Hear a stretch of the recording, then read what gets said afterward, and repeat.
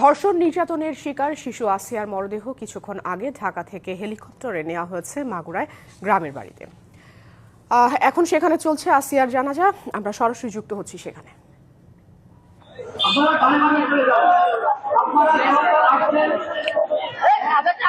মাগুরাতে কিন্তু আসিয়ার যে মরদেহ, সে মরদেহ আসে ঠিক 6টা 35 মিনিটে মাগুরা স্টেডিয়ামে, এবং এই স্টেডিয়ামে হেলিকপ্টার, সেনাবাহিনীর একটি হেলিকপ্টারে কিন্তু এই মরদেহটি আনা হয়, এবং মরদেহটির সাথে কিন্তু আসিয়ার মা, বোন এবং আত্মীয় স্বজন থাকে। এবং সেই সাথে আমরা দেখেছি যে ঢাকা দক্ষিণের যুব দলের সদস্য সচিব রবি ইসলাম নয়ন তিনিও ছিলেন, সেই সাথে উপদেষ্টা পরিষদের সদস্যরাও ছিলেন।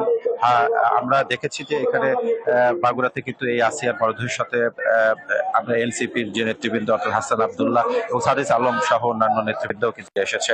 এবং আপনারা দেখতে পাচ্ছেন যে এরপরে কিন্তু 7টার দিকে জানাজা অনুষ্ঠিত হওয়ার কথা, সেই প্রস্তুতি কিন্তু চলছে মাগুরা নোমাইনি ময়দান এলাকায়।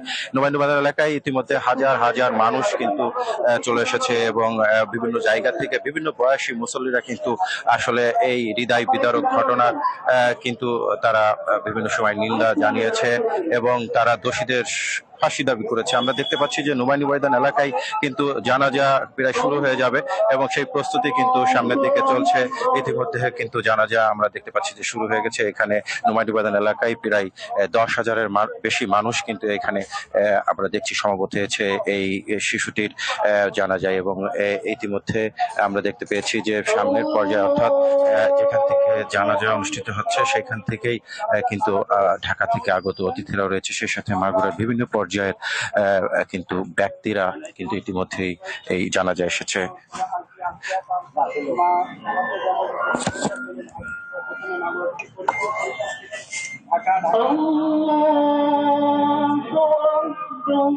আজকের বেলা 1টার সময় তার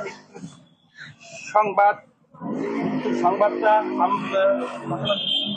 আমরা এখন দেখাচ্ছি। জানাজাটা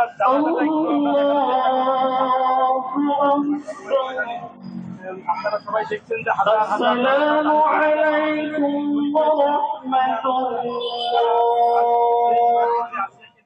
ছিল তার মৃত্যুর সংবাদে, যেমন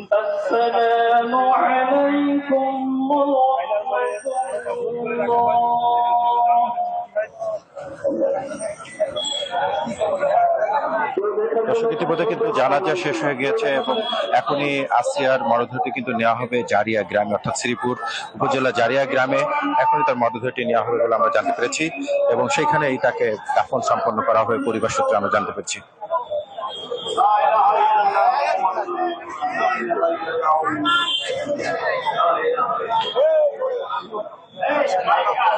ঠিক মাগুরা থেকে প্রায় 8